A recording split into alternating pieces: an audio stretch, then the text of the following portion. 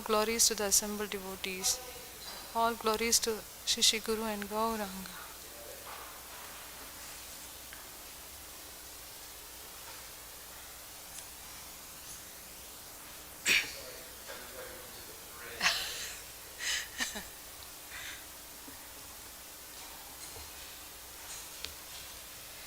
Om Namo Bhagavate Vasudevaya. Om Namo Bhagavate Vasudevaya. Om Namo Bhagavate Vasudevaya. Narayanam Namaskrityam Naram Chaiva Narottamam Devi Saraswati Vyasam Tato Jaya Mudiraye Nashtaprayusya Bhadreshu Nityam Bhagavata Sevaya Bhagavati Uttama Shloke Bhaktir Bhavati Naishtaki Krishnaya Vasudevaya Devaki Nandanaya Cha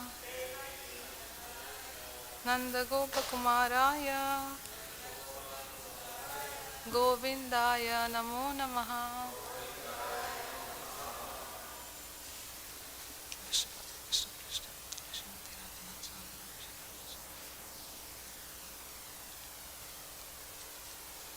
I seek all of your blessings to speak on Srimad Bhagavatam, Canto 3, Chapter 32, Text 4.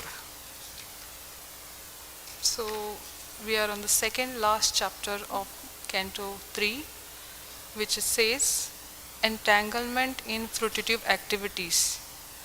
So, still the discussion of Kapil Muni is going on with his mother Devahuti.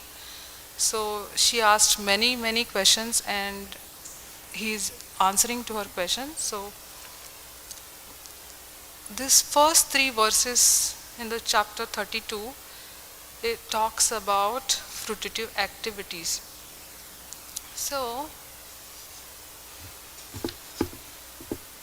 if you have heard about the Bhagavad Gita yoga ladder, which is mentioned in chapter 3 of Bhagavad Gita. If you've heard about it, it tells you the hierarchy of people and their consciousness.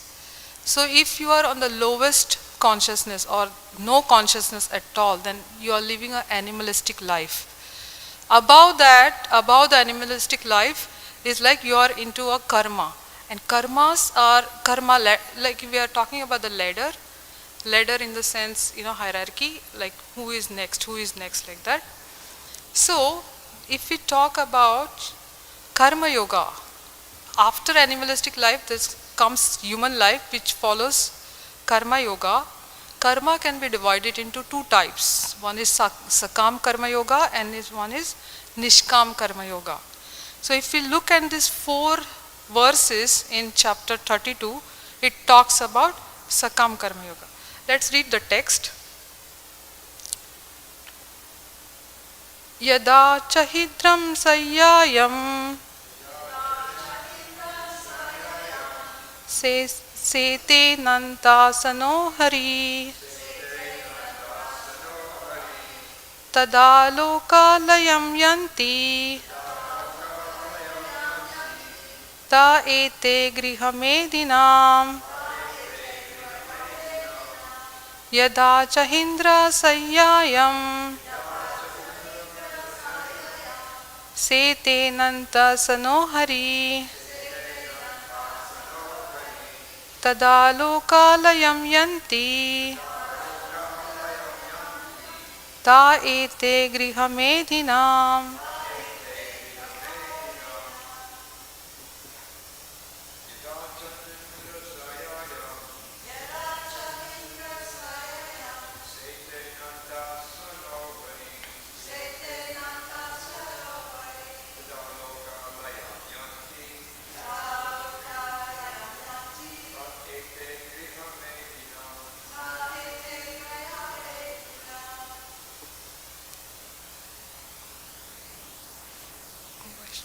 Vaishnavis. Yada chahidra sayyayam tete nanta sanohari tada lokalayam yanti ta ete grihamedinam yada chahidra sayyayam sete nanta sanohari tada lokalayam yanti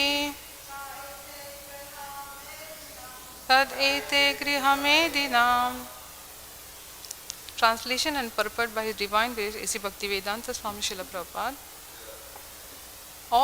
Translation.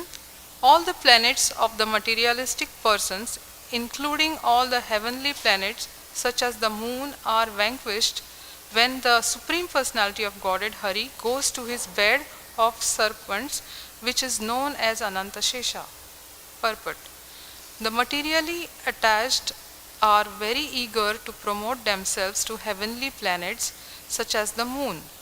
There are many heavenly planets to which they aspire just to acquire more and more material happiness by getting a long duration of life and the paraphernalia for sense enjoyment. But the attached person do not know that even if one goes to the highest planet, Brahmaloka, destruction exists there also. In Bhagavad Gita, the Lord says that one can even go to the Brahmaloka, but still he will find the pangs of birth, death, disease and old age. Only by approaching Lord's abode, the Vaikuntha Loka, does one not take birth again in this material world. The Grahamedis or materialistic persons, however, do not like to use this advantage. They would prefer to transmigrate perpetually from one body to another or from one planet to another. They do not want the eternal blissful life in knowledge in the kingdom of God. There are two kinds of dissolutions. One dissolution takes place at the end of the life of Brahma. At that time, all the planetary system, including the heavenly systems, are dissolved in water and enter into the body of Garbhodakshai Vishnu, who lies on Garbhodaka ocean on the bed of serpents called Shesha. In the other dissolution, which occurs at the end of Brahma's day, all the lower planetary systems are destroyed. When Lord Brahma rises after his night, these lower planetary systems are again created. The statement in Bhagavad Gita that persons who worship the demigods have lost their intelligence is confirmed in this verse. These less intelligent persons do not know that even if they are promoted to the heavenly planets at the time of dissolution, they themselves, the demigods and all their planets will be annihilated. They have no information that eternal blissful life can be attained. Shri Prabhupada ki jai. Okay, so as I was talking about the yoga ladder, so we saw that the first one in the yoga ladder starting is with the animalistic life. Those people who do not have any consciousness about God. Second comes the karma yoga, which is again divided into two parts, as I said, Sakam Karma Yoga and Nishkam Karma Yoga. Then comes the Jnana Yoga, then comes the Astanga Yoga, and finally comes the Bhakti Yoga. Everybody has some knowledge of spirituality, If you ask anybody outside, can you tell me about God? Nobody will say, I do not know about God. They say, I know so much. Some people will claim, oh, I am a vegetarian. I follow this, I follow that. I am a spiritualist. Everybody claims themselves as knowing about spirituality in some or the other way. If you say that you are vegetarian, that does not mean that you have spiritual knowledge. But people claim that. But it is, in one way, it is good thing. Why? Because in future you have a hope to understand God more and more better, as the yoga ladder says that. So what is the major concept of the people, they say that they know spirituality. First thing, if you want to know about spirituality, is that you should stop killing, or you should stop harming other animals. And that comes from not taking any intake of meat, correct? So if we don't take any meat, there will be mercy generated in our heart, which is very, very important first thing to start with the spirituality. If we don't kill any animals, that is the first stage that you're eligible to understand about spiritual life, right? So, and people worship. Next one, they say that next thing, first thing they are very proud that they are vegetarian. Second thing, they say that they worship this god and they worship that god. So they utter so many gods that they worship. Now when we come to worship of God, like there are so many demigods, like we already know that if you want to get good health, you approach Surya Dev. But if you want to get lot of wealth, you approach Lakshmi Devi. Like there are different gods which will give you different results, right?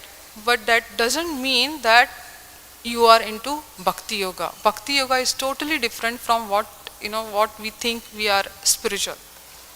So in India, we have this custom of worshipping Lord Ganesha. In Bombay and in some part of India, they are celebrated in a very grand way. Like they get the deities which are 20 feet tall. They worship them for 10-15 days, with lot of pomp and lot of festivity. For 10-15 days, they don't eat any meat, no liquor.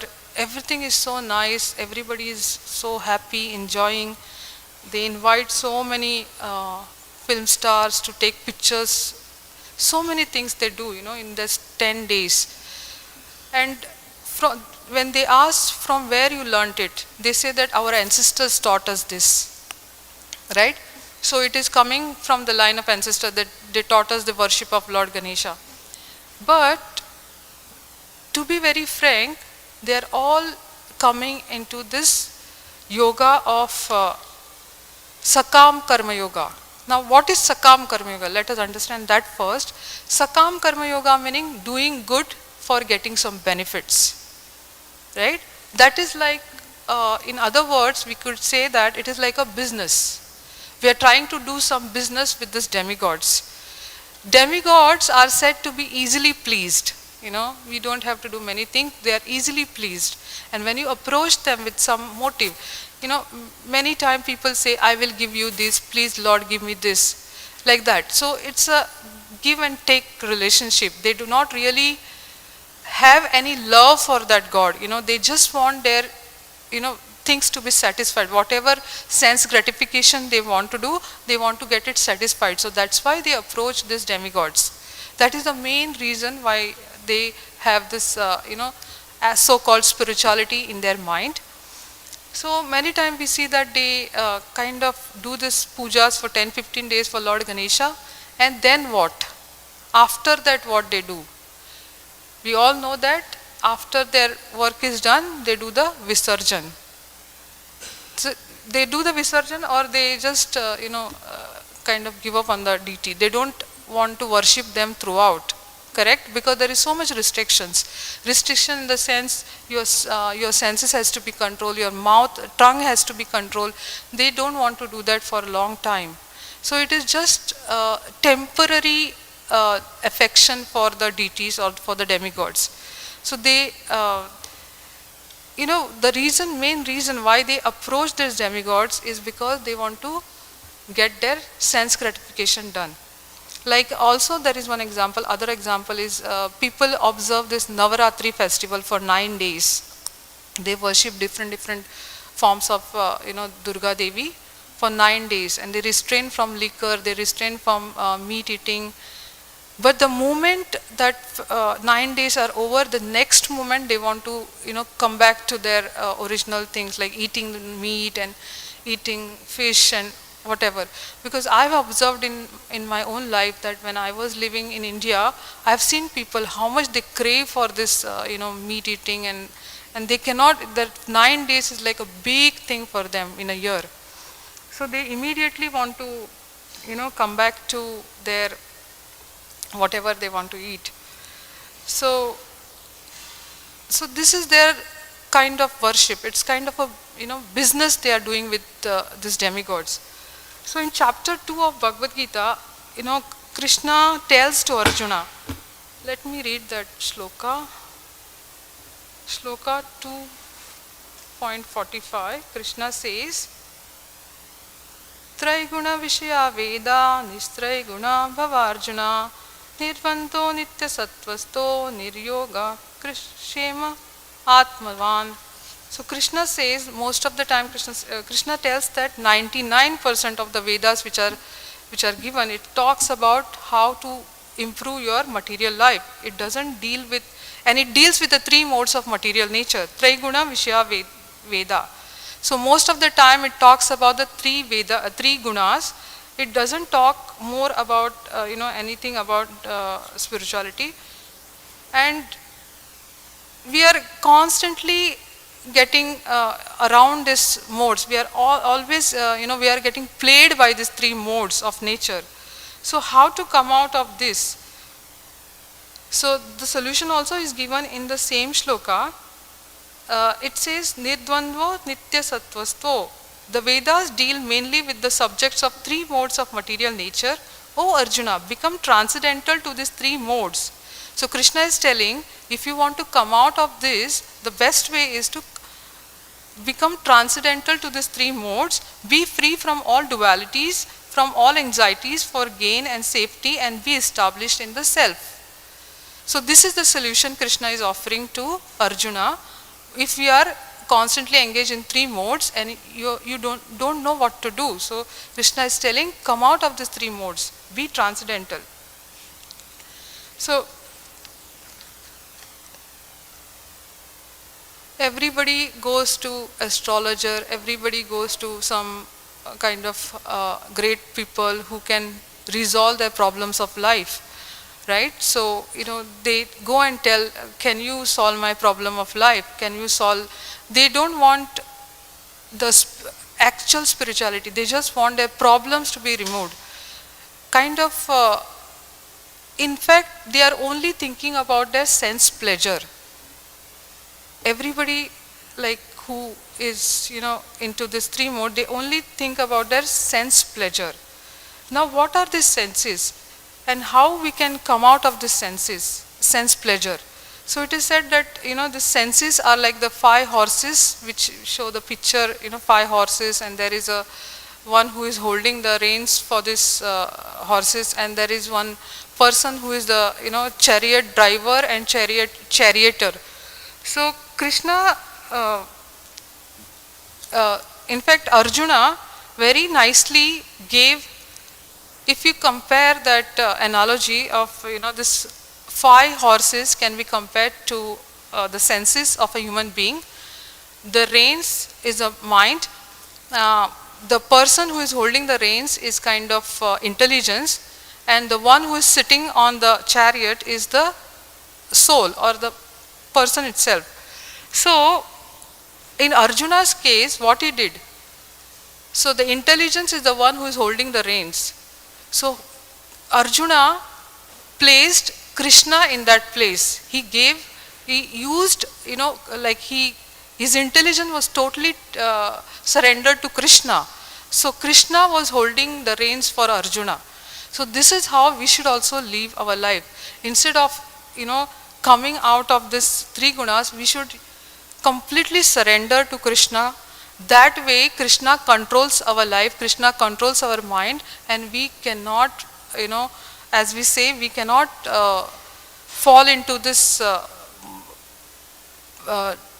hellish condition of life. Because this shloka, this particular shloka tells that there are even the demigods, even Lord Brahma, which is on the topmost of the planet, topmost of the 14 planetary system, topmost is Brahmaloka. He is also not free from birth, death, disease, all that.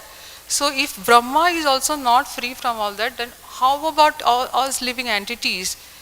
Like, we kind of pray to this demigod for getting the benefits, but they themselves are temporary. They themselves are temporary, and their blessings are also temporary, and they will be annihilated with the time. So if we approach them, we will also have the same result as them, which is directly given here in this particular shloka.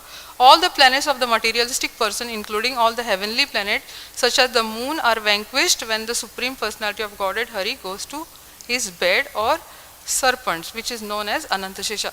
So everybody will be annihilated when Lord goes to sleep.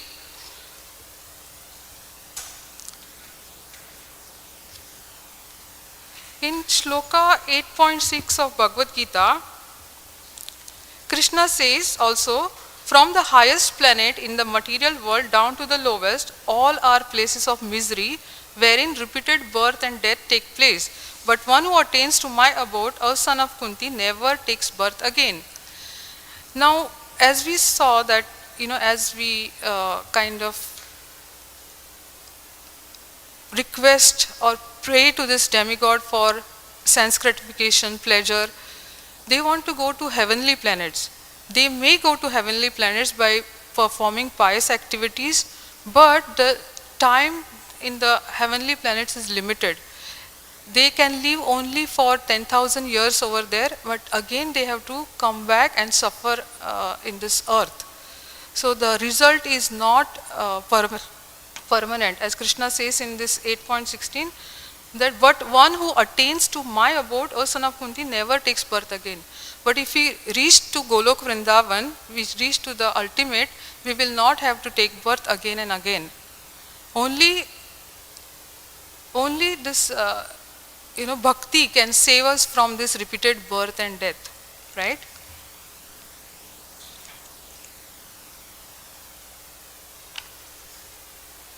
And the people who are worshipping the demigods, in Bhagavad Gita 7.23, Krishna has termed them as mudas.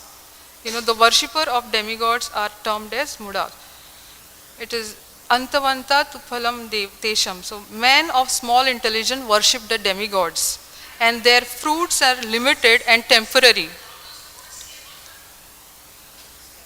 Those who worship the demigods go to the planets of the demigod, but my devotees ultimately reach my supreme abode. So Krishna declares so many times in Bhagavad Gita that, those who reach me will not perish. But those who want to attain temporary things, their happiness is also limited. And they will come back to suffer again and again. So what to speak about us? The demigods are also not free from this. They also have to come back once they're... do we know that anybody can become a demigod? If you do some pious activities, you have the right to become a demigod, because that demigod position, like for example Indra, Brahma, that's only a post. In fact, our universe, it is said that, it is mentioned that we have 3-headed Brahmajis. But in many other universes, there are Brahmajis with many heads, like 4, 5, 6, 7. So, we cannot think that, oh, ours is the ultimate. No. But there are so many Brahmajis, so many Lord Shivas which are, taking care of the other universes. So this, so we should not be having the limited intelligence. Our intelligence should be, we should try to understand the Bhagavad Gita. We should try to understand from this Bhagavatam that ultimate is serving Krishna. Ultimate is Krishna consciousness. Only because our senses are the one which will bind us to this material world. But Krishna is called as Rishikesha, which will free us from our bodily concept of life. He will take the control of our life because he is the master of the senses. And bhakti means surrender. When you surrender to Krishna, our intelligence will improve in the sense of understanding the eternal form of Krishna. So, we have many examples from Acharyas, we have many examples from Srimad Bhagavatam, Chaitanya Charitamrita. They tell us again and again how to do bhakti, how to, depend on Krishna. And we also have the definition of bhakti, and the definition of the bhakti is Anya Abhilashita Shunyam, Jnana Karmadi Anavritam, Anukulena Krishnanu Shila Bhakti Uttamam.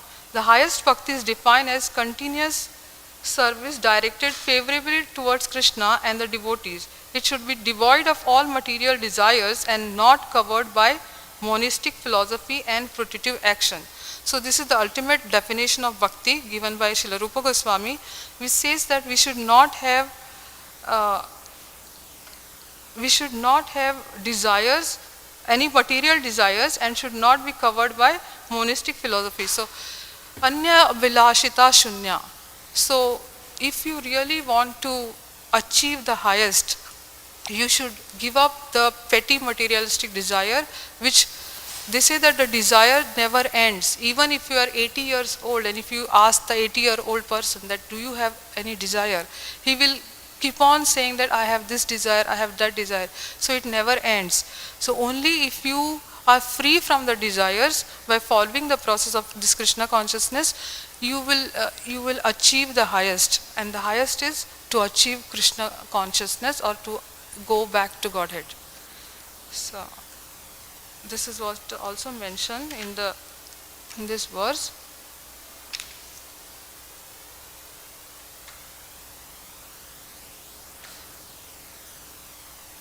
They have no information that eternal blissful life can be attained. So eternal life can be attained, and we have many examples in ISKCON how people have perfected their life and went back to Godhead. So we have to give up our sense gratification.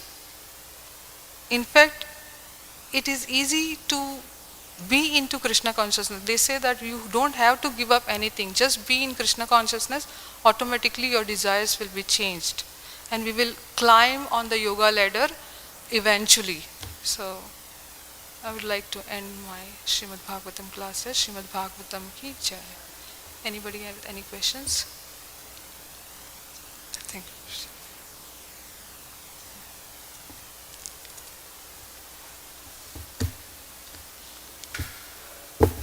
Hare Krishna.